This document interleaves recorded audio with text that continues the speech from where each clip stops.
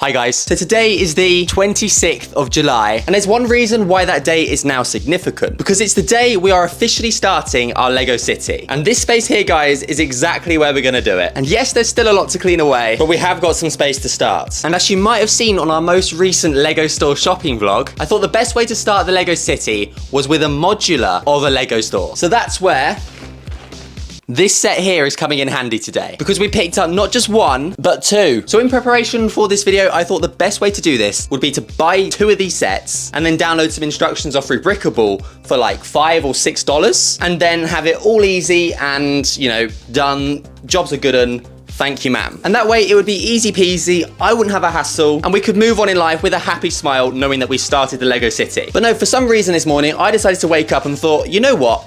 I could probably build that myself. So for someone with absolutely no experience in MOC building, no experience in modular redesigning, or I should say alternate builds, but no experience in Lego building other than with instruction sets, we're gonna give it a go. Okay, so you might see just behind me, I've just finished building the Lego store. It took me, I would say, about an hour and a half. And to be honest, guys, I'm actually really impressed with this set. So let's take a quick look at it before we, well, attempt to turn it into a modular. This is the 2022 Lego set of the Lego store, set 40574, retailing for $35. This 541-piece Lego set has one main attraction. It's very unique in the fact it's quite literally what it says it is. Looking at the back of the box, we can see the build itself has many different aspects to it that mimics an official Lego store, with tills, pick-a-brick, and sets all on display. Inside the box, there's 4 or 5 bags, I can't exactly remember, along with 2 really cool sticker sheets having all the micro sets and branding of the store itself. The build itself was very different to normal. For someone that finds a lot of Lego sets very repetitive, I really enjoyed this build, and I found myself smiling a lot at all the micro aspects to the Lego store, especially the pick-a-brick and all the micro sets themselves. There are a couple of standard minifigures included, with the whole idea of them representing customers, but this is the completed version of the set, and I must say, even before turning this set into a modular, it's a really wonderful creation by Lego, and to me it seems to have a very reasonable price point. The build itself opens at the back, which allows it to have a more playable aspect inside. If we take a look at the back, you can see the sheer amount of detail gone into this set, from sets on display such as the Disney Castle and a train, to the sets on the shelving ranging from Lego City to Ninjago, the pick-a-brick wall, and the architecture to the build itself. There's certainly many features I want to keep included when later in the video we attempt to turn this set into a modular. Now I really want to keep the width of this exactly as it already is, because if we shut the back,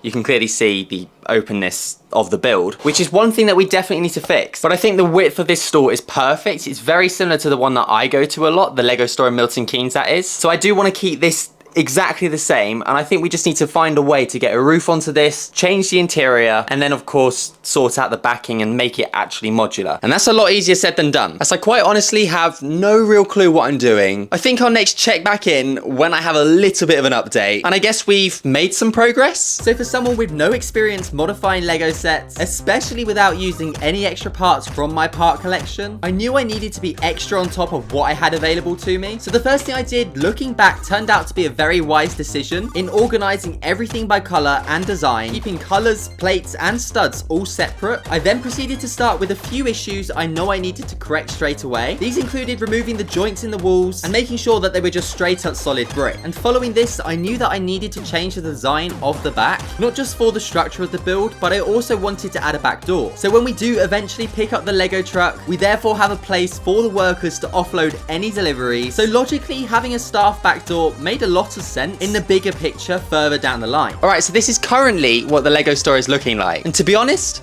I'm actually really happy. So this is how the current Lego store modular was starting to shape out. We've kept the architectural aspect the same, we've joined up all the loose walls, and created an enclosed top floor with a nice open window to help with lighting, as well as adding some open studs into the walls, which I can then use later on for the design of the interior, as well as keeping a spacing in the floor in order to allow customers and staff members access to the first floor. And my god, I'm not gonna lie, but trying to work out a system for stairs with what I had was next to impossible. impossible. Okay, so after about an hour of trying to make the stairs work, I've just given up on it and I've put the ladder in. Now, it may not be the most conventional method to put stairs into a Lego store, but my plan for today, like I've already said, is just to basically use all the pieces from these two sets and nothing from my own parts collection. But I'll give you a little sneak peek at what we've done because we're about to go onto the roof, which means basically this build's actually nearly finished. Starting upstairs, we have the minifigure factory along with another pick-a-brick wall, whilst also having a display stand for just friends and Duplo sets, some hangings on the walls, and also more sets on shelves. Moving on downstairs, on the shelving we have more expensive sets, followed by a stand just for Ninjago, and also a smaller one for Duplo. On the other side of the store we have the checkout tills, and also another small pick-a-brick section. This therefore allows the store itself to feel nice and spacious. I've kept many aspects very similar to the original sets, such as the flooring. Now next on the list was to create the roofing, and it actually wasn't too hard. Okay, so I've done the roofing,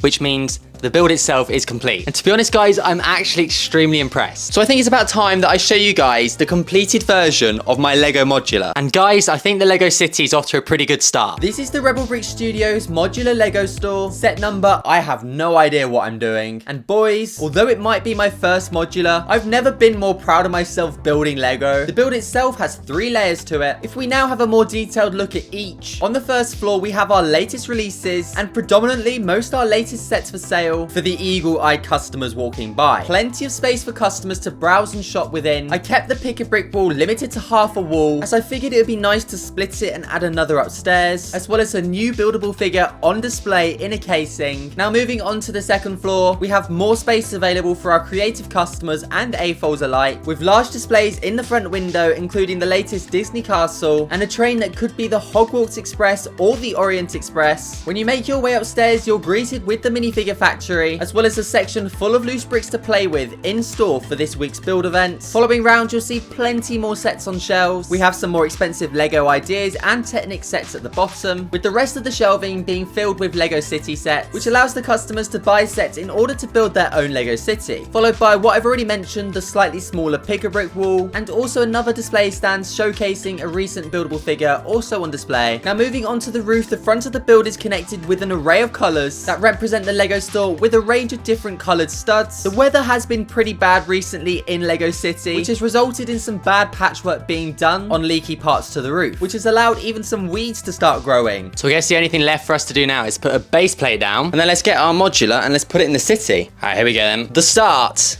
of the Lego City is here. Right now, it may not really look like too much, but boys, just like the phrases say, this is a marathon, not a sprint. So let me know what you thought of this Lego City modular. To be honest, boys, I thought I did a pretty decent job. Let me know what we should get next for the city. I think we need to get some roads eventually, maybe some cars, but we've got a little bit of space to work with for now. We can always upgrade it in the future. But yes, guys, let me know what you think. Do you like this build? I think it's pretty decent. Either way, guys, have a great rest of your day, and I will catch you all later. Peace!